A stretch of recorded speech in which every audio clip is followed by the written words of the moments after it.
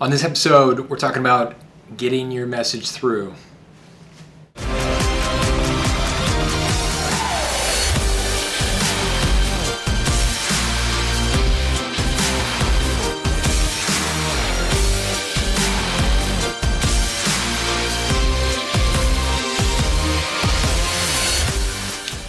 Hey everyone, welcome back to the Quarter Show. It's been a while since we've done this. I figured I would get Ben back and we'll do a little quarter show here and kind of go over a topic that we were talking about the other day.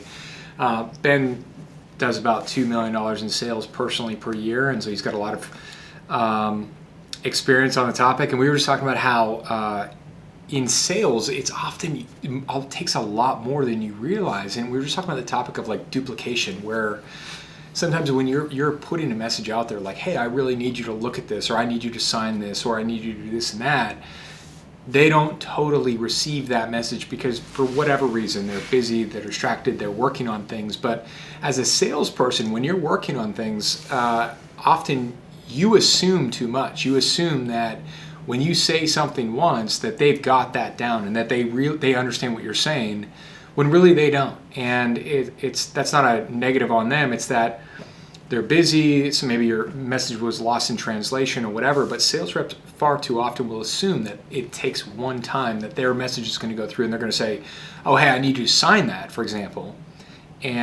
Or it could be a lot of different things, but hey, I need you to sign that, or did you look at that, or whatever. And they're thinking, why didn't they get back to me? Why isn't this happening? Why am I not getting compliance? Why haven't I heard back? Why haven't I got acknowledgement? Why this, why that? And then the salesperson will start inventing stories or do different things when really the actual fact is that the prospect didn't duplicate what they want to happen. And that message didn't even hit them. It didn't even come clearly to them. And it may take 3, 4, 5, 6, 7, 8, 9 times for that message to hit and for you to get compliance with what you're trying to get done. And so, I don't know, what are your thoughts? There's a couple things from my perspective. Is number one, as salespeople, we have a tendency to get backed off by prospects sometimes, where they're like, some grumpy Gus is like, that's too much and I don't like it. And then you go, oh my gosh, I've communicated too often or too much, right? And maybe you really haven't. Yeah, some of us out there do. And by the way, don't do that. Give salespeople a good name.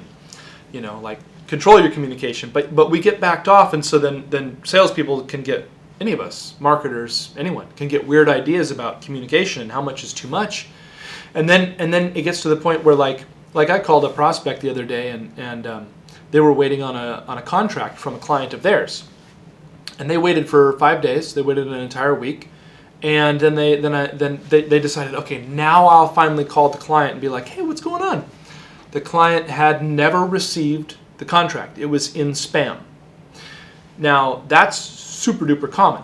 Every prospect that receives a contract from Richter gets a phone call immediately afterwards, and then maybe a text and maybe an email to make sure they received the contract, because PDFs go to spam. This is just one example, right? But it comes down to, sometimes as salespeople also we feel like we're just shouting into the Grand Canyon, like hearing our own echo back at us, and is anyone out there? And then you figure, well, I've said 19 separate times. I already said that. I already told them that, And you're like, I've said it, so that means that at some point they must have heard it. Yeah. They must have.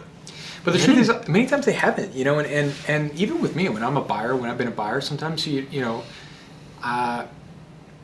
the person on the other end assumes that I got it or have looked at it or am tracking or am on the same page or understand, and I may not. Maybe I haven't looked at it. Maybe I don't understand it. Maybe I'm way beyond, way back of where they think I am or something, and people run at their own pace, but it's not on them. It's not up to them. It's up to you as a salesperson. It's not their job to duplicate. It's your job to make sure that they duplicate and make sure that your message comes home. And you get the result that you're going after. So you don't sit there and wait and go, I don't know, I already sent it. And like Ben said, maybe the contract didn't even come through. Maybe it's in their spam. Maybe all sorts of different things. But you have to make sure that it's part of servicing them, by the way. It's like, this is a customer service thing as well. Like, you have to make sure that they understand, they duplicate the message, they understand what you're trying to get done, they understand everything that they need to understand so you can move to the next step and get it done. And you can't sit there and just go, well, I already sent it, or I told them that, or whatever. You have to make sure that everything's clear so you have a clear path to get into close. And really any confusion, confusion or lack of understanding stops decisions, right? A decision can't happen unless there's understanding and confidence, right? If you have understanding and you have confidence, that's where the decision happens. So they got to understand, they have to be confident that's the right solution, it's the right product, it's the right play, it's the thing that solves their problem. Understanding, confidence equals decision, right? So those things need to take place, and in order to get to understanding, you have to make sure that they duplicate, right? That they understand, they duplicate, the message is hitting them, right? And so that's gonna lead to you closing, because otherwise it's gonna hang up, it's gonna bottleneck. It's not going to happen, and you're going to get frustrated, and you're going to be thinking that, oh geez, I already sent it, what's going on, when really maybe the proposal didn't make it through, maybe your message didn't make it through, maybe they're not understanding all these different things. So that requires a lot of follow-up, right? Like a lot more follow-up than you think, and to a point where as a salesperson you may be thinking, this is awkward, like I already said this, and you may have to say that 7 times, and you're thinking by the third time you're feeling kind of awkward about it. You don't need to feel awkward about it, because it's what it takes. It may take 5, 6, 7, 8 times. Right? Yeah, and you'll see some of these sales folks, and they'll follow up on LinkedIn messages. Just cold messaging, which I can respect. I can understand that. Cold messaging, and they'll do it 2, 3 times, and then that's it. They moved on to another prospect because the numbers tell them, and some statistics agency has said that if they don't and it's like that's completely false. You're leaving stuff on the table, by the way, and that's kind of like you can feel this automated cadence to it. Yeah. It's got this automated cadence, and it doesn't feel like a real person. So as a prospect, you don't want to do that anyway. But following up. There's another fellow, and I should give him a shout out in another video. I can't remember his company's name, so I don't want to muff it up. But he cold called me, and then I didn't like his pitch particularly well, but it was okay. It wasn't bad. But he got my attention enough, and then he followed up with an email. Then he followed up with another phone call. Then he followed up with another email, and then he got me on the phone again. And I'm like, okay, I am a little bit interested. Yeah. And and I'm gonna talk to you about it later. But like the point is like, it wasn't just 2 or 3 LinkedIn messages and nothing, or these canned emails. I don't mind a canned email. I send some canned emails. Yeah. I don't mind that. But if that's your only play and that's repetition, you expect me to duplicate, especially in this day and age and the technology that we have. The follow-up is, obviously follow-up, that's a cliche thing in the sales world, but it's super key. It's super key, following up. Yeah. On various different vehicles and making sure that they understand, making sure that they duplicate, and seeing it all the way through. That's everything. And like you said, maybe somebody has a canned approach and they have this automated cadence of like 3, 4, 5 messages. That's not going to work. That's not follow-up.